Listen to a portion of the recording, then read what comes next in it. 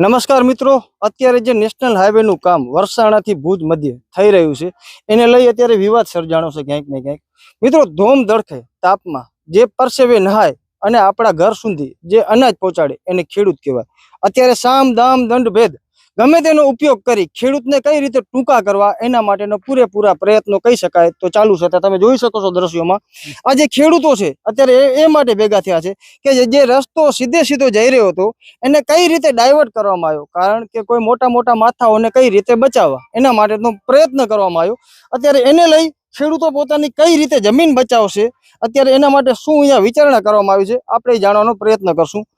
શું નામ છે આપનું? શશિકાંતભાઈ પટેલ, આંતરરાષ્ટ્રીય હિન્દુ પરિષદ ગુજરાત પ્રદેશના મહામંત્રીની જવાબદારી છે અને અહીંયાનો કિસાન છું, ખેડૂત છું. જી, આજે તમે રેલડી મધ્યે ભેગા થયા છો બધા, શું મુદ્દો છે અને કેટલા ટાઈમથી આ મુદ્દા ઉપર વાતચીત થઈ રહી છે? નીરવભાઈ, આ લડાઈ ન્યાય અને અન્યાયની છે.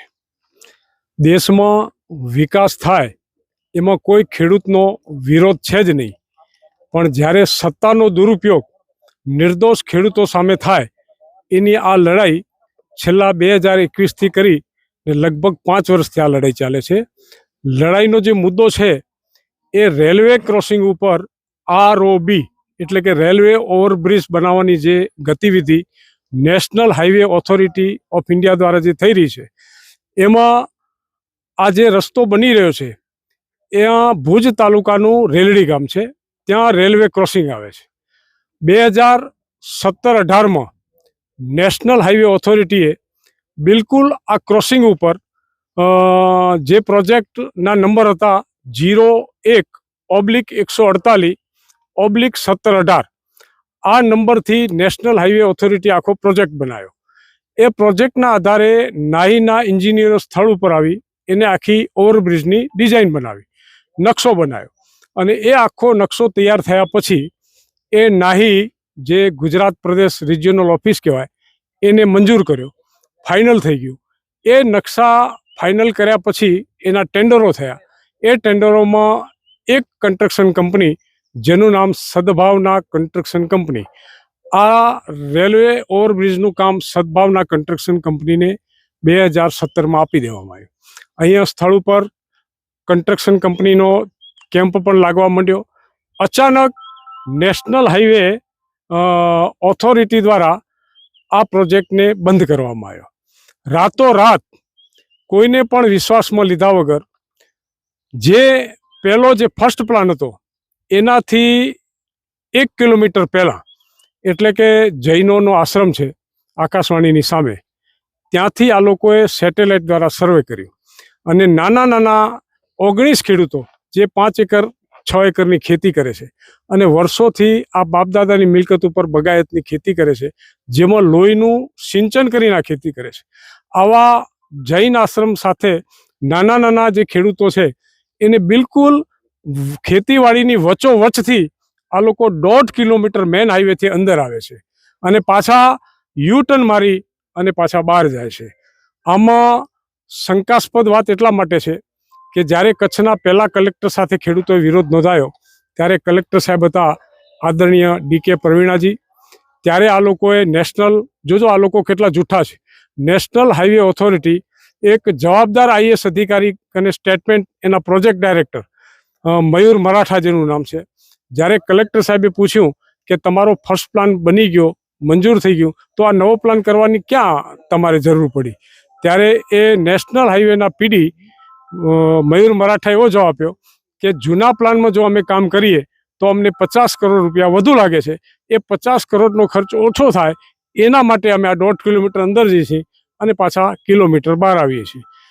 છતાં અમારો વિરોધ ચાલુ રહ્યો એટલે DK પ્રવીણેજાએ નિર્ણય કર્યો કે આ નવો જે પ્લાન છે એ આધારે આપણે જમીન સંપાદન કરીશું નહીં. એટલે એમને ખૂબ સારો સહકાર આપ્યો. સમય સંજોગે એમની બદલી થઈ ગઈ. પછી દિલીપ રાણા સાહેબ આવ્યા, એમને પણ કોઓપરેટ કર્યું. એમના પછી અમિત અરોરા સાહેબ કલેક્ટર આવ્યા, એમને સ્થળ ઉપર પ્રાંત અધિકારી છે જે સક્ષમ અધિકારી જમીન સંપાદન કરે છે અનિલ જાદવ સાહેબ, એમને સાઈડ ઉપર મૂક્યા. આખી સાઈડ વિઝિટ કરી પછી એમને પણ નક્કી કર્યું કે આ ભારોભાર ખેડૂતો સાથે અન્યાય છે અને આવા પ્લાન બનવાથી અનેક મુશ્કેલીઓ સર્જાય છે. એને પણ રિપોર્ટિંગ કર્યું. એના આધારે અમિત અરોરા સાહેબ પણ જ્યાં સુધી રહ્યા ત્યાં સુધી નેશનલ હાઈવેને મનાઈ કરી. એના પછી આનંદ પટેલ સાહેબ આવ્યા. એમને પણ કિસાનોની ચિંતા કરી, કિસાનોની વેદનાને સમજી અને કોઈ કામ થવા દીધું નહીં.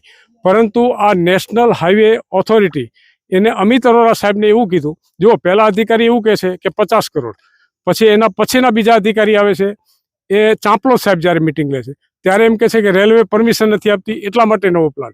ત્રીજી વાત, અમિત અરોરા સાહેબ સાથે જ્યારે મિટિંગ થઈ ત્યારે નેશનલ હાઈવેના ચૌધરી જે પ્રોજેક્ટ ડાયરેક્ટર હતા ત્યારે એમને વાત એમ કરી કે 154 મીટર લંબાઈ હોવાથી ત્યાં બ્રિજ બની શકતો નથી.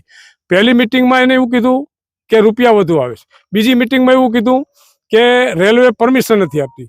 ત્રીજી વખત એવું કીધું કે 154 મીટરની લંબાઈ બને છે. આ કોની સામે કીધું? જવાબદાર દેશના જવાબદારીવાળા અધિકારીઓ, આઈએએસ અધિકારીઓ અને કચ્છના બધા જ કલેક્ટરો સામે આવા ખોટા સ્ટેટમેન્ટો આપ્યા. કોને આપ્યા? નાઈના અધિકારીઓ આપ્યા. એટલે આ નાઈના અધિકારીઓ એટલા જૂઠા અને એટલા ભ્રષ્ટાચારી છે અને ભ્રષ્ટાચારના કારણે જ એ ત્યાં પ્લાન બની શકતો નથી. અંજાર તાલુકાના ભીમાસરમાં આટલી વિષમ પરિસ્થિતિમાં જો બ્રિજ બની જતો હોય, નખત્રાણા તાલુકાના જીયાપરમાં જે રેલવે બ્રિજ બની રહ્યો છે એ પણ ખરાબ પરિસ્થિતિમાં બની રહ્યો છે. આ તો કશું નથી. અને અત્યારે આધુનિક વૈજ્ઞાનિક સમયમાં આટલી ટેકનોલોજીમાં આ વસ્તુ કોઈ દિવસ અશક્ય છે નહીં. એટલે આ લોકો જૂઠા છે, ખોટા છે અને પોતાનો ભ્રષ્ટાચાર છાવરવા માટે આ નાના નાના 5-7 એકરના ખેડૂતો છે એને ડિસ્ટર્બ કરે છે. એના માટે આ ખેડૂતોનો વિરોધ છે, ખેડૂતોની વેદના છે. અમે કચ્છના નવા કલેક્ટર જે સાહેબ આવ્યા છે, અનિલ રાણવસિયા સાહેબ, એમને આ બધા ખેડૂતો અનુરોધ કરે છે કે સાહેબ, આગળના કલેક્ટરો જે અમને ન્યાય આપ્યો છે, આપ પણ અમારી વાતને સમજો, અમારી વેતને સમજો અને આપ ન્યાય આપશો, અમને વિશ્વાસ છે અને એનું સારું રિઝલ્ટ આવે એવી અમને અપેક્ષા. અને નાહી દ્વારા જે આ ભ્રષ્ટાચાર દ્વારા જે આખો નવો પ્લાન છે એ રદ થાય અને જે ફર્સ્ટ પ્લાન હતો 01/148/1718 એ પ્રમાણે જ કામ થવું જોઈએ. ભારત માતા કી જય. વંદે માતરમ. આજરોજ જમીન સંપાદન માટે અહીંયા અધિકારીઓ આવ્યા હતા અને પોલીસ પ્રશાસનને સાથે લઈને આવ્યા હતા. આ વિશે લઈને તમે શું કહેશો? અમારા ખેડૂતોને એક જ માંગ છે કે જૂના પ્લાન્ટ પ્રમાણે જો થતું હોય, આજની નવી ટેકનોલોજી પ્રમાણે જૂના પ્લાન્ટમાં જ જવું જોઈએ. નવા પ્લાન્ટની વિચારણા જ ખોટી છે ને ખેડૂતોને દબાવવાની કોશિશ કરે છે. જો નવા પ્લાન્ટમાંથી જાય તો અમારા ખેડૂતોને સહકાર અમે આપશું ને ખેડૂત બધા સાથે રહેશે. પણ જો નવા પ્લાન્ટમાંથી રહેશે તો ખેડૂત બધાનો વિરોધ ચાલુ જ રહેશે ને એ કોઈ સંજોગોમાં બનાવવા દેવામાં આવશે નહીં. જૂના પ્લાન્ટમાં વિચાર હશે તો અમે ખેડૂત બધા અત્યારે એનો સપોર્ટ કરવા તૈયાર છીએ. જી, કાંઈ પ્રેશર નાખવામાં આવ્યું હતું પ્રશાસન દ્વારા? અત્યારે સર્વે કરવા આવ્યા હતા એ લોકો. અત્યારે ખેડૂતોએ બધાએ સર્વે કરવા આપ્યો નથી. પાછળ બારે પોલીસનો જાપ્તો તૈયાર, ટીમ આખી તૈયાર ઊભી છે, તો શું લાગી રહ્યું હતું આગળ જઈને? હા, એ અમારે પોલીસ દબાણ કરીને અમારા માથે બાઉન્ડ્રી તોડીને અંદર પ્રવેશની અત્યારે કામગીરી ચાલુ છે. અત્યારે ખેડૂત ભેગા થઈને અત્યારે વિરોધ કર્યો છે. શું કહેશો આ બધા વિવિધ મુદ્દાઓને લઈને? મારું નામ ઉત્તમ રાઠોડ. હું કુકમા જૂથ ગ્રામ પંચાયતમાં મારી સેવા બજાવું છું. અહીંના મારો જન્મને તો આજે 38 વર્ષ થયા છે, પણ અમારા બાપ દાદાના સમયથી આ બધા ખેડૂતો ખૂબ જ સારી એવી ખેતી કરી રહ્યા છે. અને આ વિસ્તાર તમે જોશો ત્યારે દ્રશ્યમાન થાય છે, આ ગ્રીન બેલ્ટ એરિયા તરીકે વખણાય છે. હમણાં જ તાજેતરમાં અમારા કલેક્ટર સાહેબે વિઝિટ લીધી હતી, ડીડીઓ સાહેબ, ઘણા આઈએએસ અધિકારીઓ વિઝિટ લઈ ગયા છે, તેઓ પણ જોયું છે. અને તેઓ પણ કહી રહ્યા છે કે આ ખેડૂતોને ખૂબ જ અન્યાય થાય છે. 2017માં અગાઉના વક્તાઓએ કીધું એ પ્રમાણે જો એ સર્વે પ્રમાણે રોડ નીકળે તો બહુ સારું થાય છે. આ ગરીબ ખેડૂતોનું બિચારાનું, એ લોકોનું ભરણ પોષણ આના ઉપર જ ચાલે છે. એ લોકોની છાતી ચીરીને જો જે આ ખેડૂતોની છાતી ચીરીને જે આ રોડ બનાવી રહ્યો છે એ ખૂબ જ નિંદનીય વસ્તુ છે. તો અમારી પંચાયતનો પણ આમાં વિરોધ છે કે ખેડૂતોને જોઈને, એમને ધ્યાનમાં લઈને, એમની ખેતીને બચાવીને, અને ખેતી એક ભારતનો મુખ્ય વ્યવસાય છે જેના ઉપર આખો દેશ નિભી રહ્યો છે. તો ખેડૂતોના હિતલક્ષી નિર્ણય લે અને જૂના સર્વે પ્રમાણે આ રોડ ચાલુ કરવામાં આવે. કારણ કે અમારો વિરોધ નથી, કારણ કે વિકાસ ખૂબ જ જરૂરી છે.